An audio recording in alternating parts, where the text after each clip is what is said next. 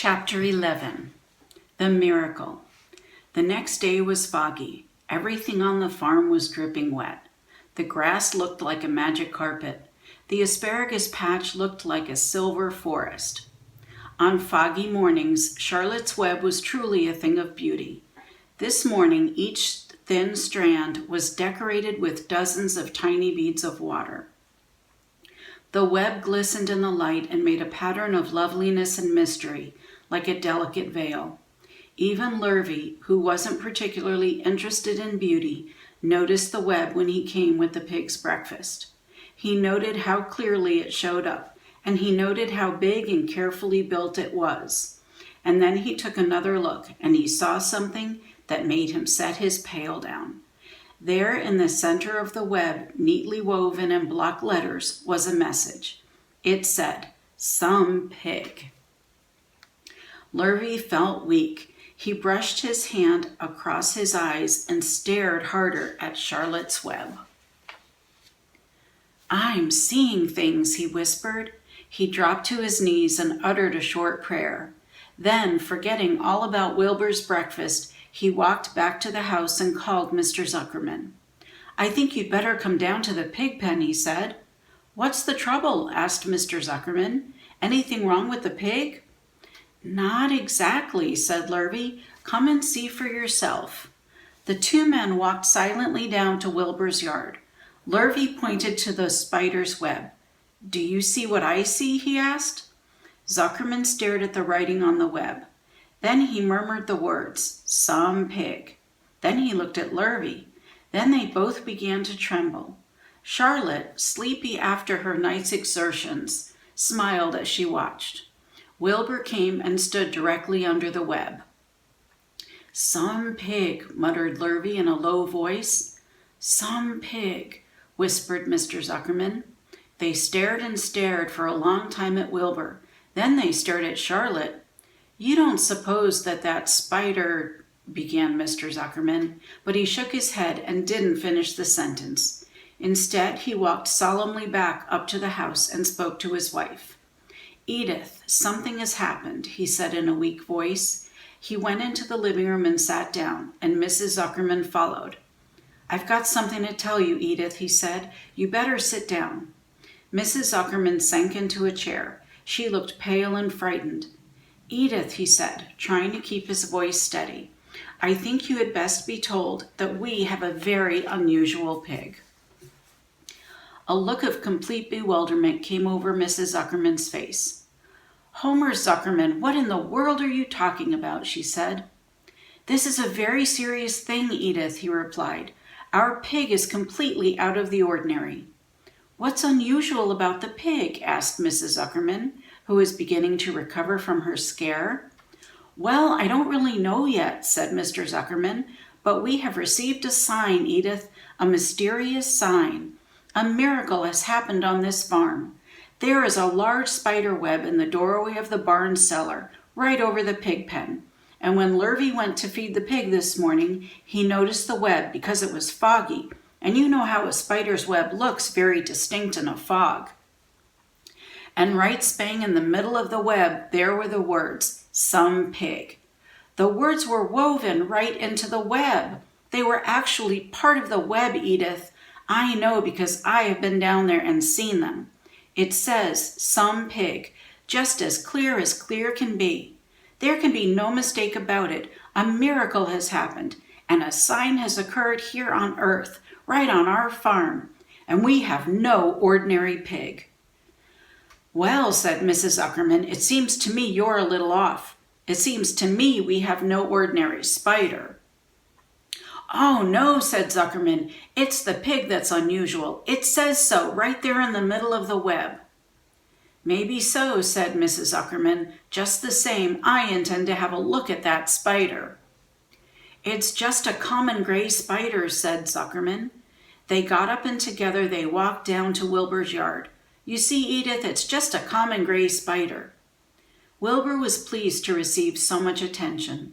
Lurvy was still standing there, and Mr. and Mrs. Zuckerman, all three, stood for about an hour, reading the words on the web over and over and watching Wilbur. Charlotte was delighted with the way her trick was working. She sat without moving a muscle and listened to the conversation of the people. When a small fly blundered into the web just beyond the word pig, Charlotte dropped quickly down, rolled the fly up, and carried it out of the way. After a while, the fog lifted. The web dried off, and the words didn't show up so plainly. The Zuckermans and Lurvy walked back to the house. Just before they left the pig pen, Mr. Zuckerman took one last look at Wilbur. "You know," he said in an important voice, "I've thought all along that pig of ours was an extra good one. He's a solid pig. That pig is as solid as they come. You notice how solid he is around the shoulders, Lurvy?" Sure I do," said Lurvy. "I've always noticed that pig. He's quite a pig." "He's long and he's smooth," said Zuckerman. "That's right," agreed Lurvy. "He's as smooth as they come. He's some pig." When Mr. Zuckerman got back to the house, he took off his work clothes and put on his best suit. Then he got into his car and drove to the minister's house. He stayed for an hour and explained to the minister that a miracle had happened on the farm. "So far," said Zuckerman, "only 4 people on earth know about this miracle. Myself, my wife Edith, my hired man Lurvy, and you." "Don't tell anybody else," said the minister. "We don't know what it means yet. But perhaps if I give thought to it, I can explain it in my sermon next Sunday. There can be no doubt that you have a most unusual pig. I intend to speak about it in my sermon and point out the fact that this community has been visited with a wondrous animal. By the way, does the pig have a name?" "Why, yes," said Mr. Zuckerman. "My little niece calls him Wilbur.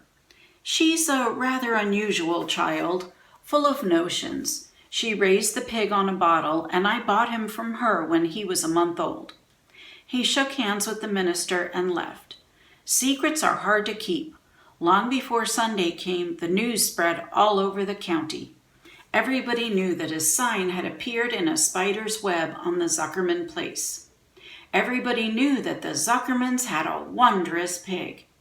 People came from miles around to look at Wilbur and to read the words on Charlotte's web. The Zuckermans' driveway was full of cars and trucks from morning till night. The news of the wonderful pig spread clear up into the hills, and farmers came rattling down in buggies and buckboards to stand hour after hour at Wilbur's pen, admiring the miraculous animal. All said they had never seen such a pig before in their lives. When Fern told her mother that Avery had tried to hit the Zuckerman spider with a stick, Mrs. Arable was so shocked that she sent Avery to bed without any supper as punishment. In the days that followed, Mr. Zuckerman was so busy entertaining visitors that he neglected his farm work. He wore his good clothes all the time now, got right into them when he got up in the morning.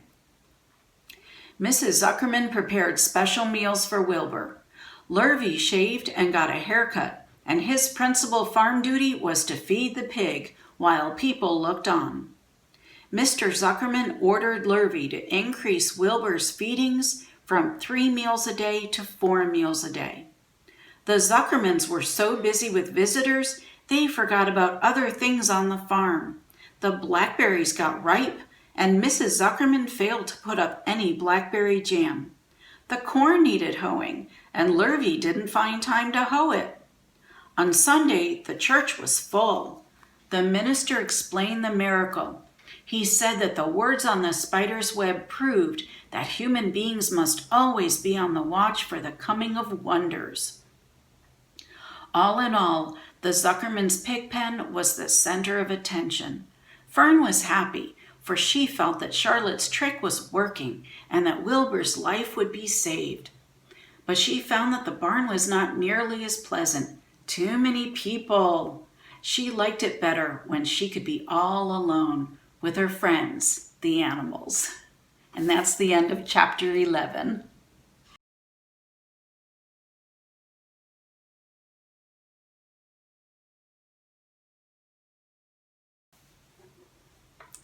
Chapter 12, A meeting. One evening, a few days after the writing had appeared in Charlotte's Web, the spider called a meeting of all the animals in the barn cellar. "I shall begin by calling the roll. Wilbur?" "Here," said the pig. "Gander?" "Here, here, here," said the gander. "You sound like three ganders," muttered Charlotte. "Why can't you just say here? Why do you have to repeat everything?" "It's my idiosyncrasy," replied the gander. "Goose?" said Charlotte. "Here, here, here," said the goose. Charlotte glared at her. "Goslings, 1 through 7. B-B-B, B-B-B, B-B-B, B-B-B, B-B-B, B-B-B, B-B-B, said the goslings. "This is getting to be quite a meeting," said Charlotte. "Anybody would think we had 3 ganders, 3 geese, and 21 goslings." "Sheep?" "Hee-ha-ha," answered the sheep all together. "Lambs?" "Hee-ah-ah," answered the lambs all together. "Templeton?" No answer. "Templeton?" No answer. "Well, we are all here except the rat," said Charlotte. "I guess we can proceed without him. Now, all of you must have noticed what's been going on around here the last few days. The message I wrote in my web praising Wilbur has been received. The Zuckermans have fallen for it, and so has everybody else. Zuckerman thinks Wilbur is an unusual pig, and therefore he won't want to kill him and eat him. I dare say my trick will work and Wilbur's life can be saved." "Hooray!" cried everybody. "Thank you very much," said Charlotte. "Now, I called this meeting in order to get suggestions. I need new ideas for the web. People are already getting sick of reading the words "some pig." If anybody can think of another message or remark, I'll be glad to weave it into the web. Any suggestions for a new slogan? "How about Pig Supreme?" asked one of the lambs. "No good," said Charlotte. "It sounds like a rich dessert." "How about Terrific, Terrific, Terrific?" asked the goose. "Cut that down to 1 terrific and it will do very nicely," said Charlotte. "I think terrific might impress Zuckerman." "But Charlotte," said Wilbur, "I'm not terrific." "That doesn't make a particle of difference," replied Charlotte. "Not a particle. People believe almost anything they see in print. Does anybody here know how to spell terrific?" "I think," said the gander, "it's TEERRIIFFIIECC." "What kind of an acrobat do you think I am?" said Charlotte in disgust. "I would have to have St. Vitus's dance to weave a word like that into my web." Don't know what that is. "Sorry, sorry, sorry," said the gander. Then the oldest sheep spoke up. "I agree that there should be something new written in the web if Wilbur's life is to be saved. And if Charlotte needs help in finding words, I think she can get it from our friend Templeton. The rat visits the dump regularly and has access to old magazines. He can tear out bits of advertisements and bring them up here to the barn cellar so that Charlotte can have something to copy." "Good idea," said Charlotte, "but I'm not sure Templeton will be willing to help. You know how he is, always looking out for himself, never thinking of the other fellow." "I bet I can get him to help," said the old sheep. "I'll appeal to his baser instincts, of which he has plenty. Here he comes now. Everybody, keep quiet while I put the matter up to him." The rat entered the barn the way he always did, creeping along close to the wall.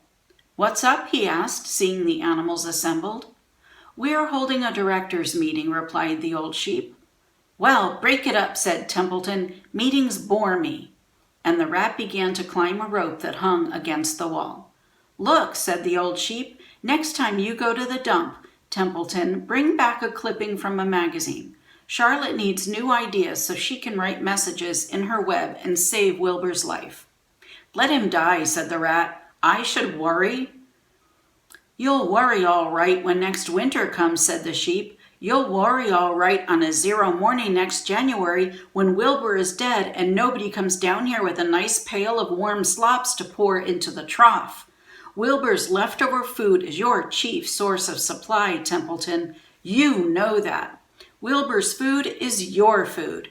Therefore, Wilbur's destiny and your destiny are closely linked. If Wilbur is killed and his trough stands empty day after day, you'll grow so thin we can see right through your stomach and see objects on the other side. Templeton's whiskers quivered. Maybe you're right, he said gruffly. I'm making a trip to the dump tomorrow afternoon. I'll bring back a magazine clipping if I can find one. Thanks, said Charlotte. The meeting is now adjourned. I have a busy evening ahead of me. I've got to tear my web apart and write terrific. Wilbur blushed. But I'm not terrific, Charlotte. I'm just about average for a pig. You're terrific as far as I'm concerned, replied Charlotte sweetly, and that's what counts. You're my best friend, and I think you're sensational. Now stop arguing and go get some sleep. And that's the end of chapter 12.